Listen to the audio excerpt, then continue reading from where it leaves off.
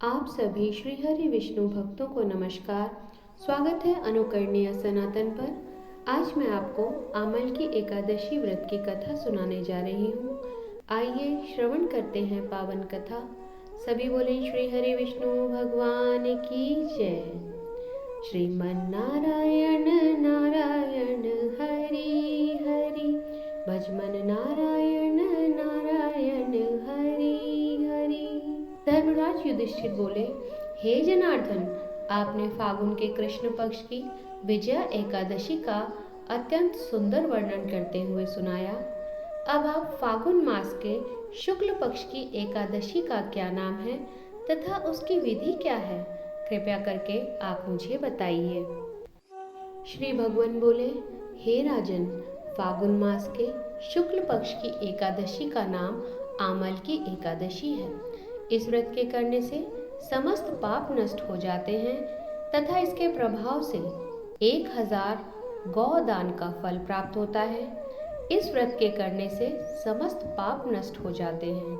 हे राजन, अब मैं आपको महर्षि वशिष्ठ जी द्वारा राजा मानधाता को सुनाई गई पौराणिक व्रत कथा के बारे में बताता हूँ। आप इसे ध्यान पूर्वक सुने। राजा मानधाता बोले कि हे वशिष्ठ जी, यदि आप मुझ पर कृपा करें तो किसी ऐसे व्रत की कथा कहिए जिससे मेरा कल्याण हो। महर्षि वशिष्ठ जी बोले कि हे राजन, सब व्रतों में उत्तम और अंत में मोक्ष देने वाली आमल की एकादशी के व्रत का मैं सुंदर वर्णन करता हूँ। यह एकादशी फागुन माह के शुक्ल पक्ष में होती है। एक वैदिश नाम का नगर था जिसमें ब्राह्मण, क्षत्रिय, वैश्य और शूद्र चारों वर्ण आनंद सहित रहते थे। उस नगर में सदैव वेद ध्वनि गूंजा करती थी तथा पापी, दुराचारी तथा नास्तिक उस नगर में कोई नहीं था। उस नगर में चैत्रथ नाम का एक चंद्रवंशी राजा राज्य करता था। वह अत्यंत विद्वान तथा धर्मी था। उस नगर में कोई भी व्यक्ति दरिद्र व कंजूस नहीं था। सभी नगरवासी श्री हरि विष्णु जी के भक्त थे और उसकी प्रजा में सभी बालक, वृद्ध, स्त्री, पुरुष एकादशी का व्रत किया करते थे। एक समय फागुन मास के शुक्ल पक्ष की आमल की एकादशी आई। उस दिन राजा, प्रजा तथा बाल वृद्ध सबने हर्षपूर्वक व्रत किया। राजा अपनी प्रजा के साथ मंदिर में जाकर पूर्ण कुंभ स्थापित करके धूप, दीप, नैवेद्य, पंचरत्न आदि से धात्री अर्थात आंवले का पूजन करने लगे और इस प्रकार स्तुति करने लगे। हे धात्री, तुम ब्रह्म स्वरूप हो। तुम ब्रह्मा जी द्वारा उत्पन्न हुए हो और समस्त पापों का नाश करने वाले हो। तुमको मेरा नमस्कार है। अब तुम मेरा अर्घ्य स्वीकार करो। तुम श्री रामचंद्र जी द्वारा सम्मानित हो। मैं आपसे प्रार्थना करता हूँ, अतः आप मेरे समस्त पापों का नाश करो। उस मंदिर में सबने रात्रि को जागरण किया। रात के समय वहाँ एक बहेलिया अर्थात शिकारी आया जो अत्यंत पापी और दुराचारी था। वह अपने कुटुंब का पालन जीव हत्या करके किया करता था।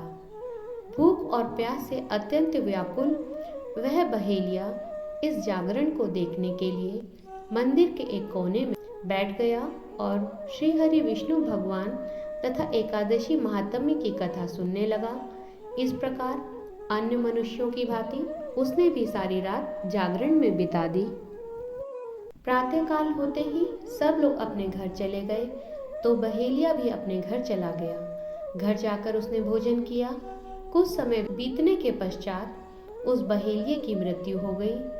मगर उस आमल की एकादशी के व्रत तथा जागरण से उसने राजा विदुरथ के घर जन्म लिया और उसका नाम वसुरथ रखा गया। युवा होने पर वह चतुरंगिनी सेना सहित तथा धन्य धान से युक्त के सहित तथा धन्य धान्य से युक्त होकर 10,000 ग्रामों का पालन करने लगा। वह तेज में सूर्य के समान, कांति में चंद्रमा के समान, वीरता में भगवान श्री हरि विष्णु के समान और क्षमा में पृथ्वी के समान था। अत्यंत धार्मिक, सत्यवादी, कर्मवीर और विष्णु भक्त था। वह प्रजा का समान भाव से पालन करता था। दान देना उसका नित्य क्रम था। एक दिन राजा शिकार खेलने के लिए वन को गया। दैव योग से वह मार्ग भूल गया और दिशा ज्ञान न रहने के कारण उसी वन में एक वृक्ष के नीचे सो गया। थोड़ी देर बाद पहाड़ी मलेच्छ वहां आ गए और राजा को अकेला देखकर मारो मारो शब्द करते हुए राजा की ओर दौड़े। मलेच्छ कहने लगे, इसी दुष्ट राजा ने हमारे माता पिता, पुत्र पौत्र आदि अनेक संबंधियों को मारा है, देश से निकाल दिया है, अतः इसको अवश्य मारना चाहिए। ऐसा कहकर वे मलेच्छ उस राजा को मारने दौड़े और अनेक प्रकार के अस्त्र शस्त्र उनके ऊपर फेंके। वे सब अस्त्र शस्त्र राजा के शरीर पर गिरते ही नष्ट हो गए और उनका वार पुष्प के समान प्रतीत हुआ। अब उन मलेच्छों के अस्त्र शस्त्र उल्टा उन्हीं पर प्रहार करने लगे, जिसमें वे मूर्छित होकर गिरने लगे। उसी समय राजा के शरीर से एक दिव्य स्त्री उत्पन्न हुई। वह अत्यंत सुंदर स्त्री थी। उसकी भ्रुकुटियां टेढ़ी थी। उसकी आंखों से लाल लाल अग्नि निकल रही थी, जिससे वह दूसरे काल के समान प्रतीत होती थी। वह स्त्री मलेच्छों को मारने दौड़ी और थोड़ी ही देर में उसने सब मलेच्छों को काल के गाल में पहुंचा दिया। जब राजा सोकर उठा तो उसने मलेच्छों को मरा हुआ देखकर कहा कि इन शत्रुओं को किसने मारा है? इस वन में मेरा कौन हितैषी रहता है? वह ऐसा विचार ही कर रहा था कि आकाशवाणी हुई, हे राजा, इस संसार में श्री हरि विष्णु भगवान के अतिरिक्त कौन तेरी सहायता कर सकता है? इस आकाशवाणी को सुनकर राजा अपने राज्य में आ गया और सुखपूर्वक राज्य करने लगा। महर्षि वशिष्ठ बोले कि हे राजन, यह आमल की एकादशी के व्रत का प्रभाव था। जो मनुष्य इस आमल की एकादशी का व्रत करते हैं वे प्रत्येक कार्य में सफल होते हैं और अंत में श्री हरि विष्णु लोक को जाते हैं। सभी बोले श्री हरि विष्णु भगवान की जय। श्रीमन नारायण नारायण हरि हरि, भजमन नारायण नारायण हरि हरि। इस कथा को सुनने के लिए आप सबका धन्यवाद।